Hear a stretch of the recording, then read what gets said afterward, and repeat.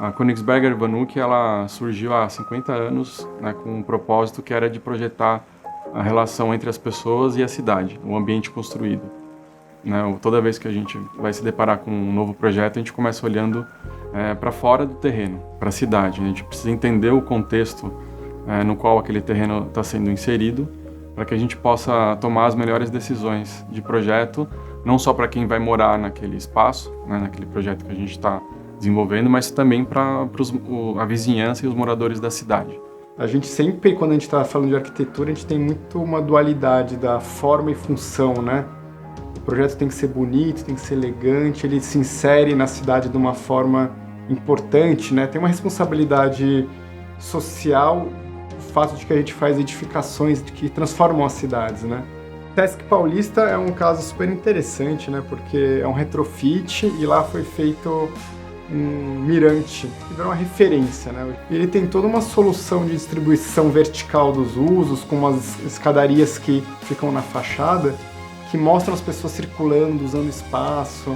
Então, um jeito de transformar um uso institucional que o Sesc costuma ter, que costuma ser horizontal, para um edifício vertical, né? A gente tem, por exemplo, um residencial de altíssimo padrão, um MN15, na Manuel da Nóbrega, prédio lindíssimo, né, que tem uma solução de volumetria dos terraços que ficou incrível. A UMH 227 é um projeto comercial super interessante, são 2 blocos de edifício com uma ponte, né? Inclusive é um projeto interessante do ponto de vista formal, como solução técnica, como desafio, né? Na verdade, uma coisa que a gente ama fazer. E estamos há 50 anos fazendo e vamos ficar por muito mais. O terreno ele tem uma localização ótima, ele fica num dos bairros mais desejados de Uberlândia, né? E ele fica muito próximo das grandes avenidas articuladoras, mas ele tem a peculiaridade de ser um miolo de bairro, né, que a gente chama, é muito tranquilo.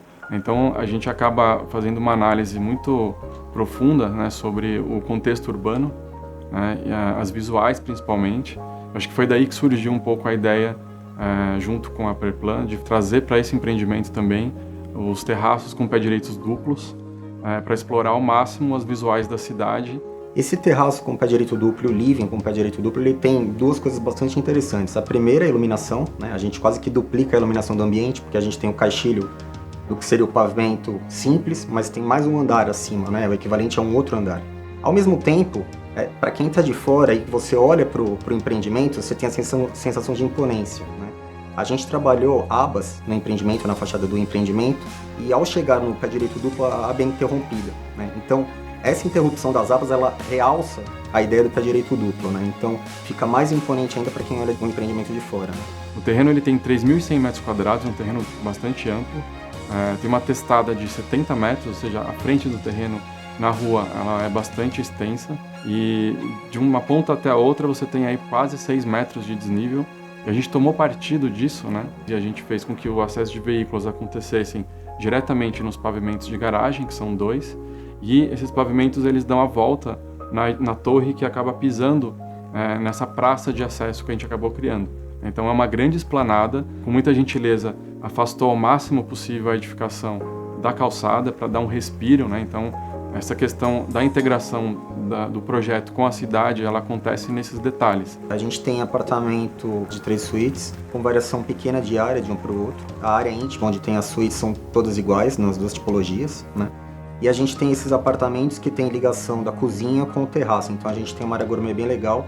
Pela presença dos pé direitos duplos no terraço, você acaba ocupando verticalmente 2 pavimentos. Então a gente precisa fazer uma alternância das salas, e isso faz com que todas as fachadas elas virem fachadas principais. Na fachada também a gente acabou trazendo alguns materiais, né, bastante acolhedores.